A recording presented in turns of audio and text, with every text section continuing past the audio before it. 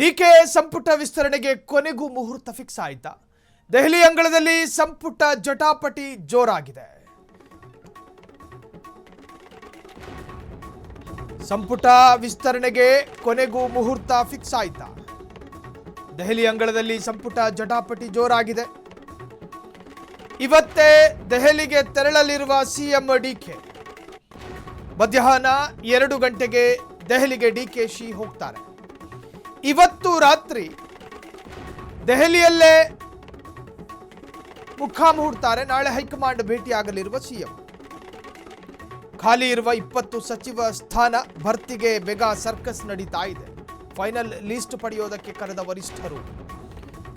July 18ನೇ ತಾರೀಕು ಮತ್ತೆ ದೆಹಲಿಗೆ ತೆರಳಲಿರುವ ಸಿಎಂ.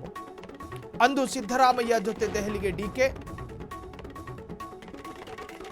2ನೇ ಸುತ್ತಿನ ಡಿಕೆ ಸಚಿವ ಸಂಪುಟ ವಿಸ್ತರಣೆ ವಿಚಾರಕ್ಕೆ ಸಂಬಂಧಪಟ್ಟ ಹಾಗೆ ಒಂದು ಪಟ್ಟಿಯನ್ನ ಹಿಡಿಕೊಂಡು ದೇಶದ ರಾಜಧಾನಿ ದೆಹಲಿಗೆ ಹೋಗ್ತಾರೆ. ಕಾಂಗ್ರೆಸ್ನ ಹೈಕಮಾಂಡ್ ನಾಯಕರನ್ನ ಭೇಟಿ ಮಾಡೋದಕ್ಕೆ. ಅಲ್ಲೊಂದು ಸುತ್ತಿನ ಸುದೀರ್ಘವಾದಂತಹ ಚರ್ಚೆಗಳಾಗ್ತವೆ. ಜಾತಿ ಕಾಂಬಿನೇಷನ್ ಆಧಾರದಲ್ಲಿ, ಪೊಲಿಟಿಕಲ್ ಪರ್ಫಾರ್ಮೆನ್ಸಿನ ಆಧಾರದಲ್ಲಿ ಫೈನಲ್ ಆಗುತ್ತೆ.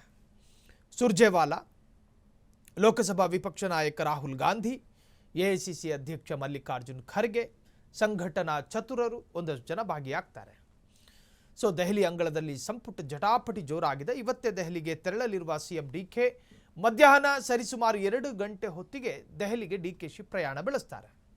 ಇವತ್ತು ಡಿಕೆ ಅವರ ಜೊತೆ ಒಂದಷ್ಟು ಬೆಂಬಲಿಗರು ಕೂಡ ಸಾಥ್ ಕೊಡೋ ಸಾಧ್ಯತೆಗಳಿದ್ದಾವೆ. ಇನ್ನು 2ನೇ ಸುತ್ತಿನಲ್ಲಿ ಸಿದ್ದರಾಮಯ್ಯನವರು ಕೂಡ ಡಿಕೆಯ ಜೊತೆ ಹೋಗಬಹುದು ಎಂಬ ಅಂದಾಜಿದೆ. ಈ ಎಲ್ಲದರ ಆಧಾರದಲ್ಲಿ ಇವತ್ತು ಫೈನಲ್ ಆಗುತ್ತಾ ಅಥವಾ ಒಂದಷ್ಟು ದಿವಸಗಳು ಕಳೆದು ಹೋಗ್ತಾವ, ಇವೆಲ್ಲವೂ ಚರ್ಚೆ ಆಗ್ತಾ ಇದೆ. ಇವತ್ತು ರಾತ್ರಿ ದೆಹಲಿಯಲ್ಲಿ ಸಿಎಂ ವಾಸ್ತವ್ಯ ಹೂಡ್ತಾರೆ. ನಾಳೆ ಹೈಕಮಾಂಡ್ ಭೇಟಿಯಾಗಲಿರುವ ಸಿಎಂ. ಈ ಬಗ್ಗೆ ಹೆಚ್ಚಿನ ಡೀಟೇಲ್ಸ್ ಕೊಡೋದಕ್ಕೆ ನ್ಯೂಸ್ ಡೆಸ್ಕ್ನಿಂದ ನೇರವಾಗಿ ಪೊಲಿಟಿಕಲ್ ರಿಪೋರ್ಟರ್ ಮಾರುತಿ ಇದ್ದಾರೆ.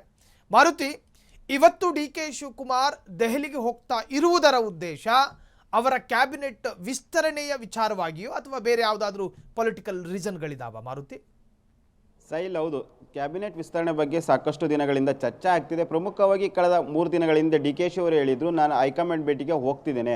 ಅಂದರೆ ರಾಹುಲ್ ಗಾಂಧಿ ಅವರು ಯಾವಾಗ ಫಾರಿನ್ ಟ್ರಿಪ್ ಹೋಗಿದ್ರು ಅವಾಗಿಂದನೂ ಕೂಡ ಚರ್ಚೆ ಆಗ್ತಿತ್ತು. ಈಗ ಭಾರತಕ್ಕೆ ಅವರು ರಾಹುಲ್ ಗಾಂಧಿ ಅವರು ಭಾನುವಾರ ಬಂದಿರೋದ್ರಿಂದ ಇವತ್ತು ದೆಹಲಿಗೆ ಸಿಎಂ ಆಗಿರುವಂತಹ ಡಿಕೆಶಿ ಅವರು ಒಂದು ಪಟ್ಟಿಯನ್ನು ಒತ್ತು ದೆಹಲಿಗೆ ಹೋಗ್ತಾ ಇರೋದು. ಪ್ರಮುಖವಾಗಿ ಇವತ್ತು ಮಧ್ಯಾಹ್ನ 2 ಗಂಟೆಗೆ ಬೆಂಗಳೂರಿಂದ ದೆಹಲಿಗೆ ಹೊರಡ್ತಾ ಇರೋವಂಥದ್ದು. ನಾಳೆ ಹೈಕಮಾಂಡ್ ನಾಯಕರಾದಂತಹ ರಾಹುಲ್ ಗಾಂಧಿ ಆಗಿರಬಹುದು, ಮತ್ತು ಅದೇ ರೀತಿಯಾದಂಥ ಮಲ್ಲಿಕಾರ್ಜುನ್ ಖರ್ಗೆ ಮತ್ತು ವೇಣುಗೋಪಾಲ್ ಮತ್ತು ಸುರ್ಜೇವಾಲಾ, ಈ 4 ಜನರನ್ನು ಭೇಟಿಯಾಗಿ ಸಚಿವ ಸಂಪುಟ ಬಗ್ಗೆ ಚರ್ಚೆ ಮಾಡುವ ಸಾಧ್ಯತೆ ಇರುವಂಥದ್ದು. ಯಾಕೆಂದರೆ ಪ್ರಮುಖವಾಗಿ ಇತ್ತೀಚಿನ ದಿನಗಳಲ್ಲಿ ಸಾಕಷ್ಟು ಜನ ಆಕಾಂಕ್ಷಿಗಳು ಡೆಲ್ಲಿಗಾಗಿರ್ಬೋದು ಮತ್ತು ಸಿದ್ದರಾಮಯ್ಯ ಮನೆ ಮುಂದೆ ಆಗಿರ್ಬೋದು ಮತ್ತು ಅದೇ ರೀತಿ ಸಿಎಂ ಆಗಿರುವಂತಹ ಡಿಕೆಶಿ ಮನೆ ಮುಂದೆ ಕೂಡ ಸಾಲು ಗಟ್ಟಿ ಚರ್ಚೆಗೆ ಮುಂದಾಗಿ ಅಂತ ಪ್ರಮುಖವಾಗಿ ಅವ್ರನ್ನ ಭೇಟಿಯಾಗಿ ಸಚಿವ ಸ್ಥಾನ ಕೊಡುವಂತೆ ಕಸರತ್ತನ್ನು ಕೂಡ ಮಾಡ್ತಾ ಇರೋದು. ಎಲ್ಲೋ ಒಂದು ಕಡೆ ಆಷಾಢದ ನಂತರ ಸಚಿವ ಸಂಪುಟ ವಿಸ್ತರಣೆ ಆಗುತ್ತೆ ಎಂಬ ಚರ್ಚೆ ಕೂಡ ಕಾಂಗ್ರೆಸ್ನಲ್ಲಿತ್ತು. ಆದರೆ ಈಗ ಅವೆಲ್ಲವಕ್ಕೂ ಕೂಡ ಬ್ರೇಕ್ ಬೀಳುವ ಹಂತಕ್ಕೆ ಬಂದಿರೋದು. ಯಾಕೆಂದರೆ ಪ್ರಮುಖವಾಗಿ ಆಷಾಢದ ನಂತರ ಬೇಡ, ಹೀಗೆ ಮಾಡಿ ಅಂತ ಸಾಕಷ್ಟು ಶಾಸಕರು ಕೂಡ ಸಿಎಂ ಆಗಿರ್ಬೋದು ಮತ್ತು ಸಿದ್ದರಾಮಯ್ಯ ಇಬ್ಬರ ಬಳಿಯೂ ಕೂಡ ಒತ್ತಡವನ್ನು ಹಾಕಿದ್ದು ಉಂಟು. ಹಾಗಾಗಿ ಇವತ್ತು ಏನು ಮಧ್ಯಾಹ್ನ ದೆಹಲಿಗೆ ಹೋಗ್ತಾ ಇರೋದು, ನಾಳೆ ಹೈಕಮಾಂಡ್ ನಾಯಕರನ್ನ ಭೇಟಿಯಾಗಿ ಚರ್ಚೆ ನಡೆಸುವ ಸಾಧ್ಯತೆ ಇರುವಂಥದ್ದು.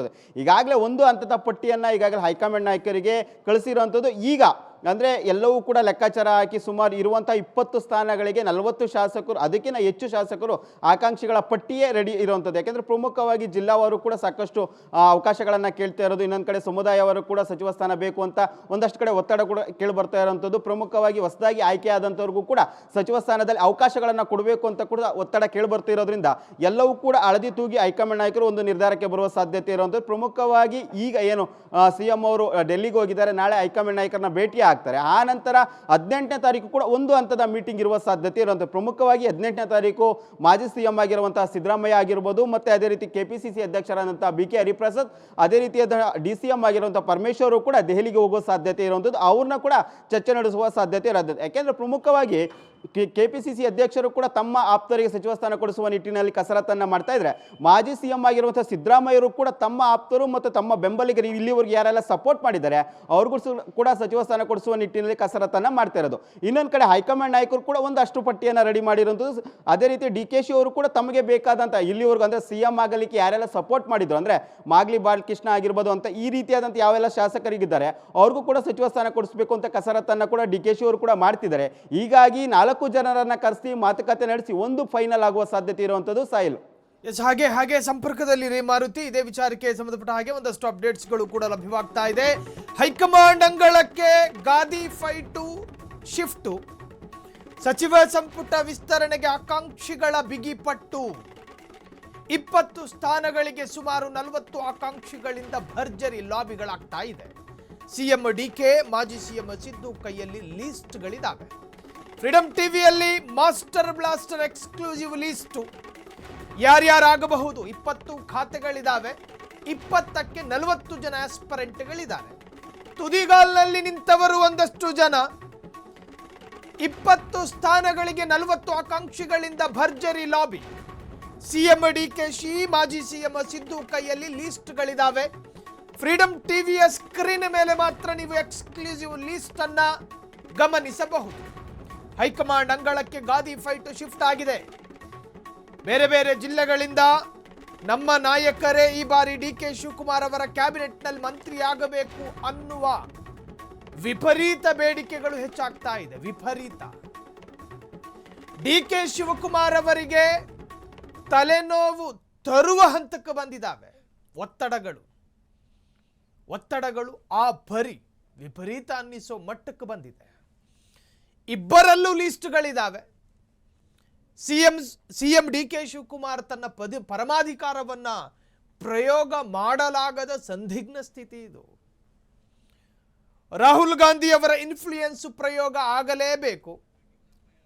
ಎಸ್, ಇದೇ ವಿಚಾರಕ್ಕೆ ಸಂಬಂಧಪಟ್ಟ ಹಾಗೆ ಪಟ್ಟಿ ಸಿದ್ಧಪಡಿಸಿಕೊಂಡಿರುವ DK ಮತ್ತು ಸಿದ್ದರಾಮಯ್ಯ, ಹಾಲಿ ಮತ್ತು ಮಾಜಿ, ದೆಹಲಿಗೆ ತೆರಳಿ ಚರ್ಚೆ ಮಾಡಲಿರುವ ನಾಯಕರು. 20 ಸ್ಥಾನ ಭರ್ತಿ ಮಾಡೋದಕ್ಕೆ ಮುಂದಾದ CM DK. ಆದರೆ ಅಸಮಾಧಾನ ಭುಗಿಲೇಳುವ ಸಾಧ್ಯತೆಗಳಿದ್ದಾವೆ. 3 ಸ್ಥಾನ ಖಾಲಿ ಇಟ್ಟುಕೊಳ್ಳುವಂತೆ ಕೆಲವರ ಸಲಹೆಗಳಿದೆ. ಈ ವಿಚಾರ ಹೈಕಮಾಂಡ್ ಬಳಿ ಚರ್ಚೆ ಸಾಧ್ಯತೆ. ಏನು ಬೇಕಾದ್ರೂ ಆದೀತು, ಅಬಕಾರಿ ಒಬ್ಬರಿಗೆ ಕೊಟ್ರೆ ನನಗೆ ಕೊಡಬೇಕಾಗಿತ್ತು ಅನ್ನೋ, ಇನ್ನೊಂದು ಇಲಾಖೆ ಇನ್ನೊಬ್ಬರಿಗೆ ಹೋದ್ರೆ ಆ ಇಲಾಖೆ ನನಗೆ ಬೇಕಾಗಿತ್ತು ಅನ್ನೋ ಈ ನಕಾರಾತ್ಮಕ ಮತ್ತು ಆಕ್ಷೇಪಗಳು ಬರೋ ಸಾಧ್ಯತೆಗಳಿದ್ದಾವೆ. DK ಶಿವಕುಮಾರ್ ಅವರ ಕ್ಯಾಬಿನೆಟ್ನಲ್ಲಿ ಉಳಿದಿರುವವರಿಗೆ ಮಂತ್ರಿ ಸ್ಥಾನ ಸಿಗುತ್ತೋ? ಈ ಬಾರಿ ನಾನು ಯುವಕರಿಗೆ ಅವಕಾಶ ಕೊಡ್ತೀನಿ ಅಂತ ಹೇಳಿ ಏನು DK ಶಿವಕುಮಾರ್ ಅವರು ಆಗಾಗ ಹೇಳ್ತಾ ಇದ್ರು, ಅಂತವರಿಗೆ ಅವಕಾಶ ಸಿಗುತ್ತೋ? ಸೊ ಈ ಎಲ್ಲವೂ ಕೂಡ DK ಸಿದ್ದು ಕೈಯಲ್ಲಿರುವ ಪಟ್ಟಿಯಲ್ಲಿ ಯಾರ್ಯಾರ ಹೆಸರಿದೆ ನಿಮ್ಮ ಕುತೂಹಲಕ್ಕೆ ಬ್ರೇಕ್ ಹಾಕ್ತಾ ಇದ್ದೀವಿ. ಜಮೀರು, HC ಬಾಲಕೃಷ್ಣ, ಮಹದೇವಪ್ಪ ಮತ್ತು ಶಿವಲಿಂಗೇಗೌಡ, ಲಕ್ಷ್ಮೀ ಹೆಬ್ಬಾಳ್ಕರ್, ಮಧು ಬಂಗಾರಪ್ಪ, ಚೆಲುವರಾಯಸ್ವಾಮಿ, ಲಕ್ಷ್ಮಣ ಸವದಿ ಹೆಸರಿದೆ, ತನ್ವೀರ್ ಸೇಠ್ ಇದ್ದಾರೆ, ಗುಬ್ಬಿ ಶ್ರೀನಿವಾಸ್ ಇದ್ದಾರೆ, ಪ್ರದೀಪ್ ಈಶ್ವರ್ ಇದ್ದಾರೆ, SA ನಾರಾಯಣ ಸ್ವಾಮಿ ಇದ್ದಾರೆ, ರಿಜ್ವಾನ್ ಅರ್ಷದ್ ಇದ್ದಾರೆ, ಪುಟ್ಟರಂಗ ಶೆಟ್ಟಿ ಇದ್ದಾರೆ, ದೇಶಪಾಂಡೆ, ಅಶೋಕ್ ಪಟ್ಟಣ, ವಿಜಯಾನಂದ ಕಾಶಪ್ಪನವರ್,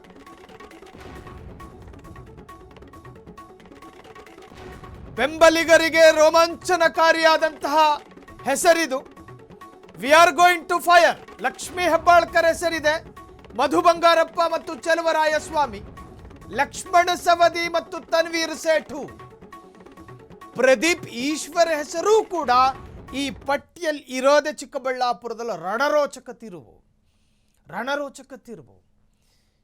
ಈ ಪಟ್ಟಿಯನ್ನಿಟ್ಟುಕೊಂಡೇ ಹೈಕಮಾಂಡ್ ನಾಯಕರ ಮುಂದೆ ಸುದೀರ್ಘವಾದ ಚರ್ಚೆಯನ್ನು ಮಾಡಲಿದ್ದಾರೆ DK ಶಿವಕುಮಾರ್.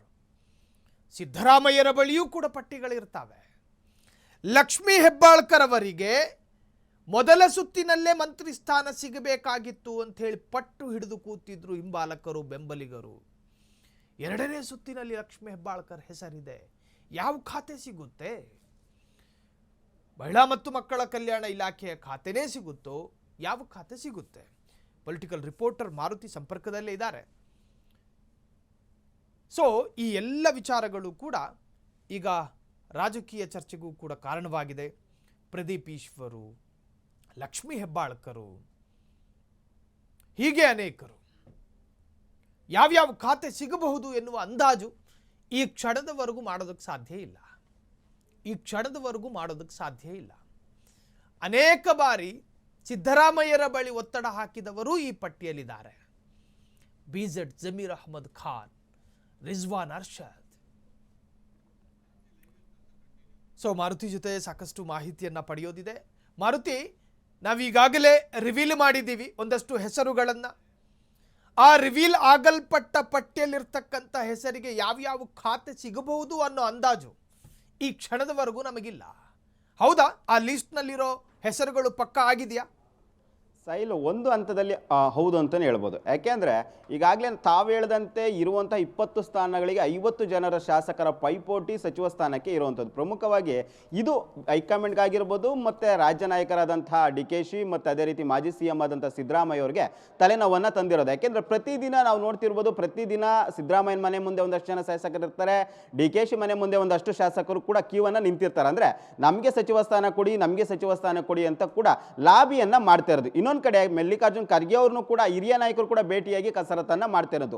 ಇಲ್ಲಿ 3 ವಿಧವಾಗಿ ಹೇಳ್ಬೋದು. ಒಂದು, ಹೊಸದಾಗಿ ಆಯ್ಕೆಯಾದಂಥವ್ರು ಕೂಡ ನಮಗೆ ಸಚಿವ ಸ್ಥಾನ ಕೊಡಿ ಅಂತ ಬೇಡಿಕೆಯನ್ನು ಇಡ್ತಿದ್ದಾರೆ. ಯಾಕೆಂದರೆ ಮುಂದೆ ನಮ್ಮ ಜಿಲ್ಲೆಯಲ್ಲಾಗಿರ್ಬೋದು, ನಮ್ಮ ಕ್ಷೇತ್ರದಲ್ಲಿ ನಾವು ಗೆಲ್ಲಬೇಕು ಅಂದರೆ ನಮಗೆ ಸಚಿವ ಸ್ಥಾನ ಬೇಕು ಅಂತ ಒಂದು, ಮತ್ತು ನಾಯಕತ್ವ ಬೆಳಿಬೇಕು ಅಂದರೆ ನಮಗೆ ಹೊಸದಾಗಿ ಆಯ್ಕೆಯಾದವ್ರಿಗೂ ಕೂಡ ಅವಕಾಶಗಳನ್ನು ಕೊಡಬೇಕು ಅಂತ ಕೂಡ ಅವರೊಂದು ಟೀಮ್ ಒತ್ತಾಯವನ್ನು ಮಾಡ್ತಾ ಇದ್ದಾರೆ. ಇನ್ನೊಂದು ಕಡೆ 3-4 ಬಾರಿ ಆಯ್ಕೆಯಾಗಿದ್ದು ಇಲ್ಲಿವರೆಗೂ ಕೂಡ ಸಚಿವ ಸ್ಥಾನ ಸಿಗದೇ ಇರುವಂಥ ನಾಯಕರು ಯಾರೆಲ್ಲ ಇದ್ದಾರೆ ಅವರು ಕೂಡ ನಮಗೆ ಸಚಿವ ಸ್ಥಾನ ಕೊಡಲೇಬೇಕು. ಯಾಕೆಂದರೆ ಈಗಾಗಲೇ 3-4 ಬಾರಿ ಆಯ್ಕೆ ಆಗಿದ್ದೀವಿ, ನಮ್ಗೆ ಇಲ್ಲಿವರೆಗೂ ಕೂಡ ಒಂದು ಅವಕಾಶವನ್ನು ಬಂದಿಲ್ಲ, ಬಾಕಿ ಉಳಿದಿರುವಂಥ 2 ವರ್ಷ ಆದರೂ ಕೂಡ ನಮ್ಗೆ ಅವಕಾಶವನ್ನು ಕೊಡಿ ಕೂಡ ಅಂತೇಳಿ ಇಲ್ಲಿ ರಾಜ್ಯ ನಾಯಕರು ಮತ್ತು ಹೈಕಮಾಂಡ್ ಮಟ್ಟದಲ್ಲೂ ಕೂಡ ಕಸರತ್ತನ್ನು ಭೇಟಿಯನ್ನು ಕೂಡ ಮಾಡ್ತಾ ಇರೋದು ಮತ್ತು ಲಾಬಿಯನ್ನು ಕೂಡ ಮಾಡ್ತಾ ಇರೋದು. ಇನ್ನೊಂದು ಕಡೆ ಹಿರಿಯರು ಅಂದರೆ ಈ ಹಿಂದೆ ಸಚಿವರಾಗಿದ್ದರೂ ಕೂಡ ಬಾಕಿ ಉಳಿದ 2 ವರ್ಷ ನಮಗೆ ಅವಕಾಶವನ್ನು ಕೊಡಿ ಅಂತ ಕೇಳುವಂಥ ನಾಯಕರು ಕೂಡ ನಮ್ಮ ಕಣ್ಣು ಮುಂದೆ ಇರುವಂಥದ್ದು. ಅದರಲ್ಲಿ ಪ್ರಮುಖವಾಗಿ ನೋಡೋದಾದರೆ ಜಮೀರ್ ಅಹ್ಮದ್ ಖಾನ್ ಆಗಿರ್ಬೋದು, ಮತ್ತು ಈ ರೀತಿಯಾದಂಥ ನಾಯಕರು ಯಾರೆಲ್ಲ ಇದ್ದಾರೆ ಅದರಲ್ಲೂ ಕೂಡ ಮಹದೇವಪ್ಪ, ಸಾಕಷ್ಟು ಹಿರಿಯರು ಬರ್ತಾರೆ. ಯಾಕೆಂದರೆ MC ಸುಧಾಕರ್ ಅವರು ಕೂಡ ಹೈಕಮಾಂಡ್ ಮಟ್ಟದಲ್ಲಿ ಹೋಗಿ ಲಾಬಿಯನ್ನು ಮಾಡ್ತಿದ್ದಾರೆ. ಈಗಾಗಲೇ ಸಚಿವರಾಗಿ ಕಾರ್ಯನಿರ್ವಹಿಸಿದ್ರು ಕೂಡ ನಮ್ಗೆ ಅವಕಾಶ ಕೊಡಿ ಅಂತ ಕೇಳುವಂಥವ್ರು ಕೂಡ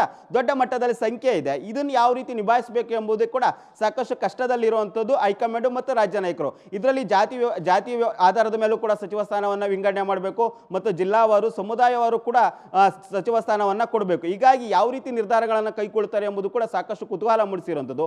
18ನೇ ತಾರೀಕು ಏನು ರಾಜ್ಯ ನಾಯಕರಿಗೆ ಹೈಕಮಾಂಡ್ ನಾಯಕರು ಬೋಲಾವನ್ನು ಕೊಟ್ಟಿದ್ದಾರೆ, ಅವತ್ತು ಒಂದು ಸ್ಪಷ್ಟ ಸಂದೇಶ ಮತ್ತು ಸ್ಪಷ್ಟ ಪಟ್ಟಿಯನ್ನು ರಾಜ್ಯ ನಾಯಕರಿಗೆ ತಲುಪಿಸುವ ಸಾಧ್ಯತೆ ಇರುವಂಥದ್ದು. ಅವತ್ತು ಯಾರೆಲ್ಲ ಸಚಿವರಾಗ್ತಾರೆ ಎಂಬ ನಿರ್ಧಾರ ಕೂಡ ಇರುವಂಥದ್ದು. ಈಗಾಗಲೇ ಹೈಕಮಾಂಡ್ ನಾಯಕರಾದ ರಾಹುಲ್ ಗಾಂಧಿ ಒಂದು ಹಂತಕ್ಕೆ ಬಂದಿರುವಂಥದ್ದು, ಹೊಸಬರಿಗೆ ಮತ್ತು ಯುವಕರಿಗೆ ಅವಕಾಶ ಕೊಡಬೇಕು ಅಂತ ಅವರು ಕೂಡ ತೀರ್ಮಾನ ಮಾಡಿರುವಂಥದ್ದು. ಯಾಕೆಂದರೆ 2028ರ ಚುನಾವಣೆ ದೃಷ್ಟಿಯಿಂದಲೂ ಕೂಡ ಹೊಸಬರಿಗೆ ಅವಕಾಶ ಕೊಡಬೇಕು ಅಂತ ಹೈಕಮಾಂಡ್ ಮಟ್ಟದಲ್ಲೂ ಕೂಡ ಚರ್ಚೆ ಆಗ್ತಿದೆ. ಹೀಗಾಗಿ ಹೊಸಬರಿಗೆ ಅತಿ ಹೆಚ್ಚು ಅವಕಾಶ ಸಿಗುವ ಸಾಧ್ಯತೆ ಇರುವಂಥದ್ದು. Soil, thank you so much ತಮ್ಮೆಲ್ಲ ಡೀಟೇಲ್ಸ್ಗೆ ಮಾರುತಿ.